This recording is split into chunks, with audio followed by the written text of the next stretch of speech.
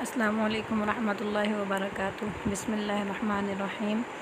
آج کا میرا ٹاپک ہے توبہ و استغفار کی فضیلت کے بارے میں۔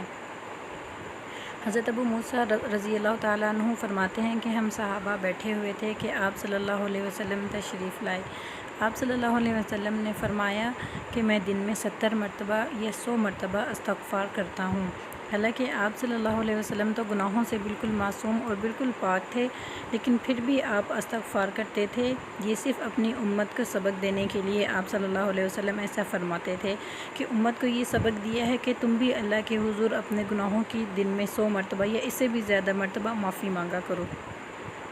ایک اور حدیث میں آپ صلی اللہ علیہ وسلم نے ارشاد فرمایا کہ اگر کوئی شخص یہ چاہتا ہے کہ اس کا نامہ اعمال اس کو خوش کر دے تو اسے چاہیے کہ وہ دن میں استغفار کرتا رہے، یعنی اللہ سے اپنے گناہوں کی معافی مانگتا رہے۔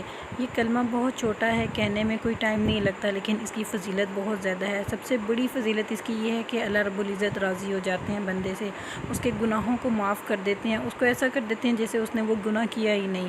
انسان اگر یہ سوچے کہ میں بہت گنہگار ہوں، میں نے یہ گناہ کیے ہیں، میں کیسے استغفار کروں، تو یہ چیز اللہ تعالیٰ کو بہت ناگوار اور ناپسندیدہ ہے۔ بلکہ جب انسان گناہ کر کے پھر اللہ کی طرف رجوع کرتا ہے تو اللہ رب العزت بہت اپنے بندے سے راضی ہوتے ہیں۔ اللہ تعالیٰ فرماتے ہیں کہ اگر سمندر کی جھاگ کے برابر بھی تم گناہ لے آؤ اور اس کے بعد تم استغفار کرو تو میں وہ سمندر کی جھاگ کے برابر جو گناہ ہے وہ اس ایک کلمے کی برکت سے میں وہ گناہ معاف کر دوں گا۔ کہ اگر ہم اتنے گناہ بھی لیں کہ زمین سے لے کر آسمان تک کا فاصلہ بھر جائے تو اللہ تعالیٰ، اور ہم استغفار کریں تو اللہ اس استغفار کی برکت سے ہمارے اتنے گناہوں کو بھی معاف فرما دیں گے۔ اللہ رب العزت ہمیں استغفار کرنے اور گناہوں سے بچنے کی توفیق عطا فرمائے۔